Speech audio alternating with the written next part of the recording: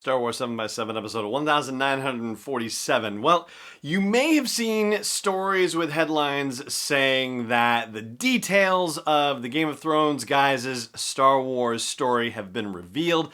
Well, yes and no, and so we'll explore that as well as one late breaking bit of Star Wars news for the month of November. Punch it!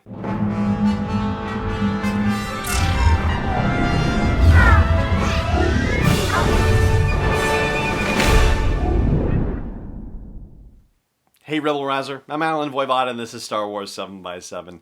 Thank you so much for joining me for this episode. So, the Game of Thrones guys, yeah, naturally there is some stuff that's coming out now that the story is out, that they are no longer involved with the Star Wars storytelling situation thanks to their 5-year, $250 million deal with Netflix. Must be nice.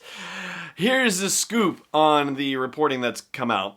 The gist of their story, the only line that's actually been revealed is that the focus of their movies is supposed to be about the start of the Jedi. I mean, that's basically it. That's the detail, you know. So when you see stories that say, oh, you know, here's the deal about what they were going to do. Well, I mean, that tells you something large potentially, but it is really only just the one fact that has been revealed. And even that is being quoted as an anonymous source situation. So, you know, what the real deal is, yeah, it doesn't tell us a lot. What we can tell you though, or what I can tell you though, is that if you look at the current canon, in other words, the reboot after April of 2014, there isn't really a heck of a lot about the history of the Jedi Order or the start of the Jedi Order, just a notion that the character depicted in that stone reflecting pool at the top of the Jedi temple space on Ahch-To is the Prime Jedi, a first Jedi in The Last Jedi. Aside from that, we don't really know much about the origins of the Jedi. You have to go to Legends to look at what that says to have any sort of sense of it. And what you learn is that the beginning of the Jedi Order, or at least the organization that presaged what we all came to think of as the Jedi Order, didn't start until something like 36,000 years before the Battle of Yavin, okay? So 36,000 plus years before the events of the original Star Wars, aka A New Hope. That's a lot of time, and it's kind of interesting to consider that when you consider in tandem the notion that, and it's unrelated to the Game of Thrones guys, unrelated to Benioff and Weiss, but it is related to Game of Thrones, that also breaking news this week was the fact that a pilot had been developed for Game of Thrones, or for a Game of Thrones prequel starring Naomi Watts, that was supposed to take place a very long time prior to the events of the Game of Thrones TV show that just concluded, and it was supposed to show, you know, how the White Walkers began and, you know, all sorts of very long ago legendary stuff. And even as that movie was canceled, or as that series was canceled, a second one was greenlit, and it takes place only about 150 or so years prior to the events of the Game of Thrones series that just ended. So instead of, you know, thousands or tens of thousands of years,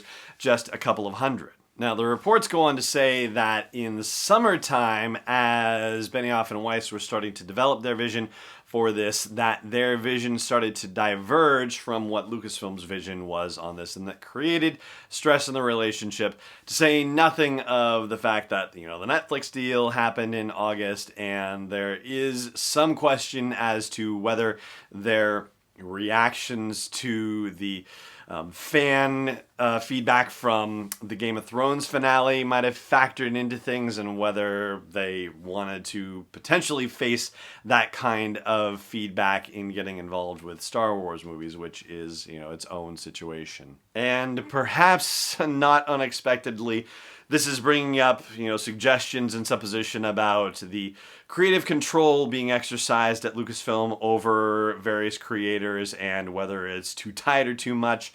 And, you know, this is something that I feel like I kind of addressed earlier this week when I talked about Marvel and about how I feel like there's a narrative that's inaccurate out there about Marvel, about how everything that they have done has gone swimmingly, when that's not necessarily in fact the case. And again, my intention is not to criticize Marvel in that regard at all. My intention is just simply to say, hey, I think there's a narrative out there that exists that isn't necessarily accurate and that it's used to bag on Lucasfilm, and I don't think you can really do that. So I think I've explained that one, and I think I'm going to let that stand pat. All right, I am going to say one other thing. You know, for every situation where we hear about creatives that were unable to work with Lucasfilm, or at least it's suggested that they were unable to work with Lucasfilm because their creative impulses were being curtailed, there are stories of directors who did just fine. J.J. Abrams, Rian Johnson,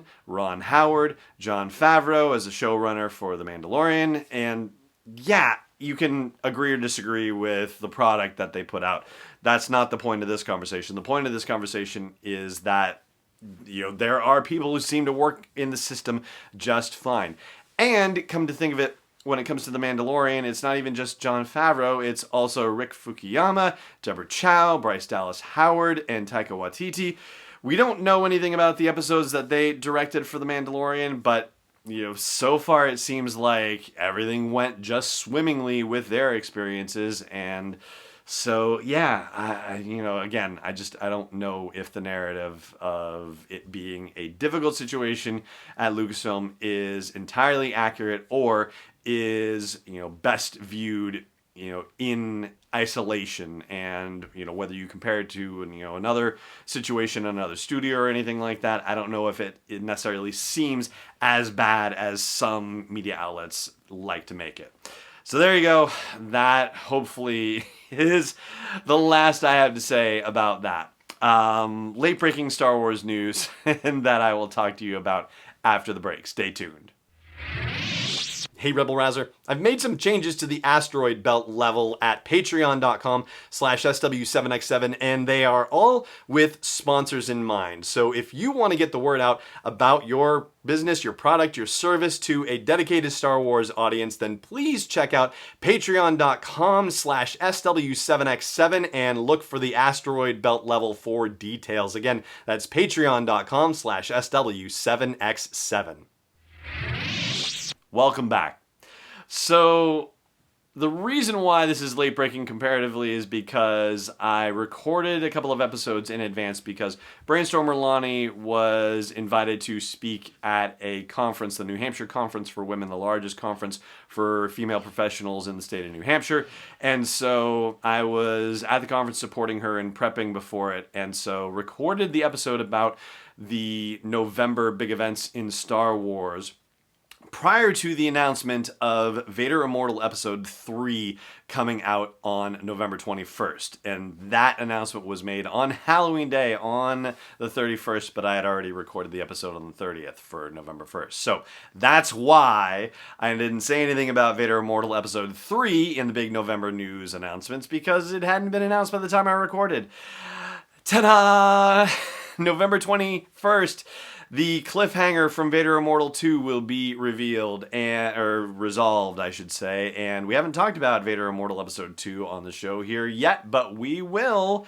And we'll also talk about Episode 3 not too long from now. So less than 3 weeks until this thing is completed. I gotta say, I thought that when they announced it, we were going to be looking at, you know, years in between. Like, it was going to be, you know, January of 2020 for Episode 2 and January of 2021 or thereabouts for Episode 3. So it's rather exciting that all 3 episodes of Vader Immortal are debuting in the same year. That's very cool. And of course, it does make you wonder about future VR titles and whether we're going to get them, you know, one after the other like that, episode-wise. So that's pretty cool. And that is going to do it for this episode of the show overall as well. Thank you so much for joining me for it, as always. And may the Force be with you wherever in the world you may be. podcast is not endorsed or sponsored yet by Lucasfilm Limited, Disney, or 20th Century Fox. It is intended for entertainment and information purposes only. Star Wars, the Star Wars logo, all names and pictures of Star Wars characters, vehicles, and any other related Star Wars items are registered trademarks and/or copyrights of Lucasfilm Limited or their respective trademark and copyright holders. May the Force be with them. All original content is copyright 2019 by Star Wars 7x7. We hope you love it.